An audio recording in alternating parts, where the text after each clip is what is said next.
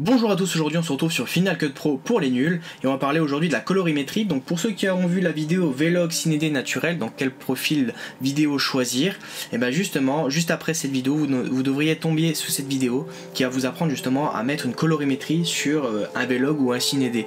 Donc c'est un peu la même chose de toute manière, c'est juste la façon qui est différente d'approfondir en fait les couleurs.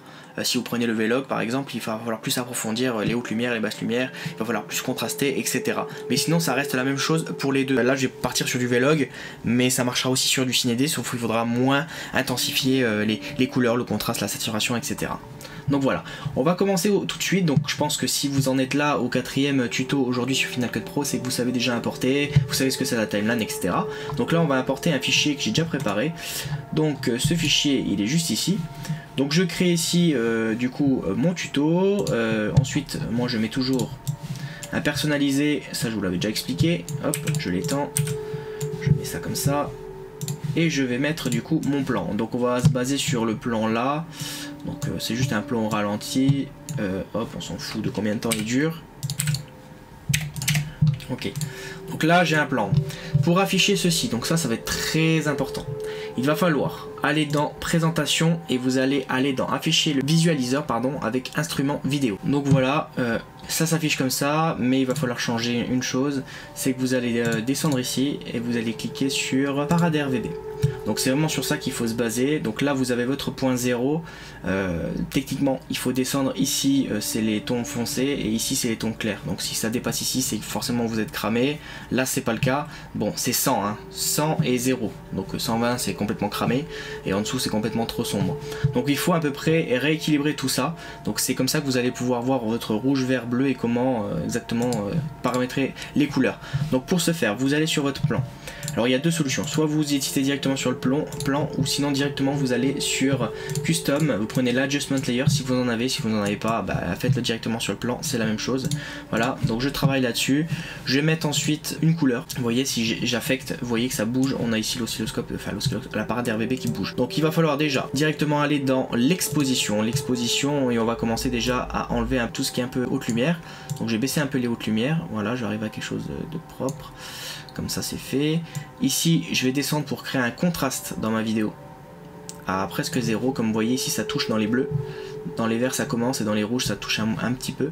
Je vais remonter un peu, hop. Comme vous pouvez le voir c'est trop sombre. Du coup après, en fait là je vais vous expliquer une colo, mais vous n'êtes pas obligé de la suivre à 100%. Je veux dire ça dépend, s'il fait nuit vous n'allez pas taper dans la même colo, donc ne regardez pas ça, ne mettez pas ça chez vous. C'est sur ce plan-ci, c'est pour vous aider justement à comprendre comment il faut régler un plan normalement, alors qu'il est en log. Après suivant votre plan, si c'est orangé, là on voit qu'il y a beaucoup de vert et tout, on a un petit peu de bleu ici, mais ce sera pas le même plan forcément chez vous. S'il est orangé, votre plan sera complètement différent. Donc ici vous voyez j'ai perdu un peu de ton clair, donc je vais remonter mes milieux comme ça, je vais arriver à quelque chose comme ça. Donc là ça me semble pas mal. Ensuite je vais aller dans la saturation, comme vous pouvez le voir c'est désaturé total. Donc là ce que je vais faire c'est que je vais augmenter un peu les tons foncés, donc tout ce qui est arbre ici, je vais augmenter, voilà. Les moyens aussi, et du coup les tons clairs je vais les laisser un peu plus bas comme ça. Voilà, comme vous pouvez le voir ici, vous avez vu, on s'est bien arrêté hein, comme il faut. Ici on est presque à 0, ici on a des lignes qui montent jusque là, là et là. On le voit pas très bien forcément sur la vidéo, c'est normal.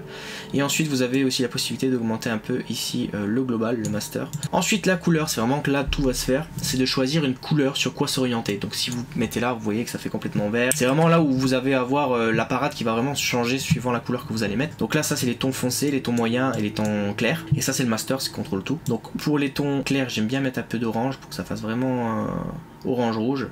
Voilà, pour les tons ici je vais mettre un peu de vert bleu comme ça, et ici je vais mettre un peu de rouge comme ça.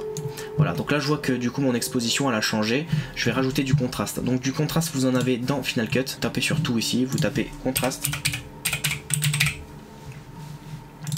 vous le mettez. Du coup quand vous allez ici il est juste attendez, tac. Voilà, il est juste ici. Et en fait, vous allez pouvoir rajouter tout simplement du contraste directement dans un réglage couleur. Et là, comme vous pouvez le voir, on a vraiment un contraste vraiment bien appuyé comparé à avant. Si j'enlève tous les effets, regardez, ça a quand même beaucoup changé. Ensuite, on va pouvoir changer. Il y a des options intéressantes qui sont arrivées avec le nouveau Final Cut.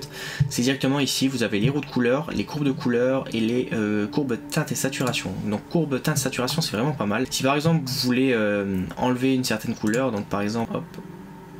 Vous voyez ici c'est vraiment la luminescence de saturation, contre la saturation.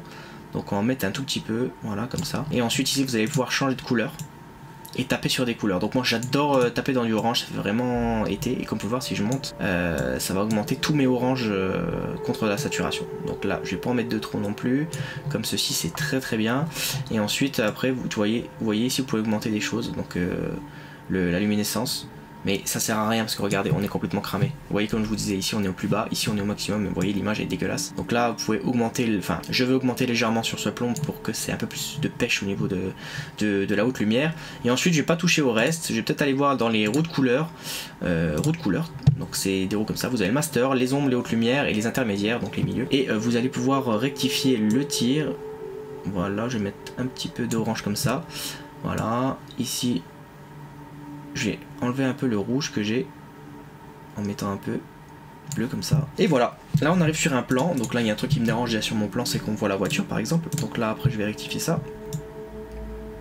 Voilà, de toute façon avec des bandes noires ça passe. Et ensuite moi ce que je fais tout le temps, sur tous mes edits, c'est que je mets de la netteté pour apporter de la netteté, parce que sur mon plan justement que j'ai filmé avec le GH5, j'ai mis du coup la netteté à 0 sur mon boîtier. Donc je vais rajouter de la netteté, parce que si c'est comme ça c'est qu'il faut le faire. Hop, je mets de la netteté, et du coup normalement si vous êtes sur votre plan, voilà, ici j'ai ma netteté. Vous pouvez le voir, ça change pas mal. Je vais vous le montrer après en grand écran. Donc ici on n'a plus besoin du coup de la présentation ici. Je vais l'enlever, comme ça on va voir en plus grand la vidéo, parce que sinon vous allez rien voir. Et voilà, donc comme vous pouvez le constater ici, ça a beaucoup changé depuis le début. Si j'enlève tous les effets, regardez comment c'était. Donc ça c'était vraiment du vlog. Et ensuite quand on a bien approfondi au niveau de, on va mettre du coup une par une. Je vais vous montrer, hop. Premier réglage, on avait un peu monté les couleurs, on avait un peu contrasté, mais légèrement. On avait modifié un peu les hautes lumières. Deuxième, on a contrasté, donc ça c'est du contraste pur, avec le plugin qu'on avait trouvé ici. Ensuite on a rajouté de la saturation et des teintes un peu orangées, comme vous pouvez le voir, hein, on le voit clairement sur le sol et sur les reflets du soleil. Ensuite on a rajouté des roues de couleurs pour un peu plus oranger tout ce qui était le vert, comme vous pouvez le voir en haut de la vidéo. Et ensuite j'ai rajouté de la netteté. Donc la NT ça se voit, mettez-vous en 1080p et vraiment regardez bien l'écran, vous avez une différence. Donc la NT vous pouvez faire ça, hein, mais c'est moche à mort.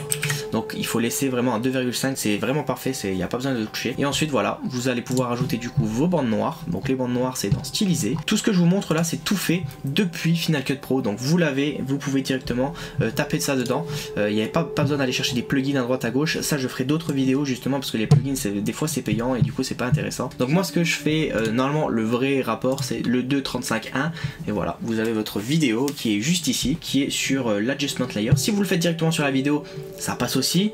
Après c'est juste que par exemple si je veux balader mon plan, si je le trouve un peu trop bas, l'avantage d'avoir un adjustment layer c'est que vous allez pouvoir du coup monter et descendre votre plan. Voilà, là par exemple je trouve qu'il est bien, je vais le laisser comme ça, mais si on enlève du coup l'adjustment layer, on voit qu'ici j'ai monté un peu, j'ai une barre noire. Ça permet du coup de pouvoir tricher un petit peu sur vos plans quand vous avez un cadrage qui est pas bien fait sur le terrain. Donc voilà, j'espère que cette vidéo vous aura plu, c'est très condensé, mais c'est, enfin voilà, après de toute façon il n'y a pas besoin d'en parler 50 ans, des colorimétries, je vous ai juste montré comment il faut faire, comment il fallait faire au niveau des couleurs, au niveau des courbes, au niveau des contrastes, au niveau de la netteté si vous faites du vlog.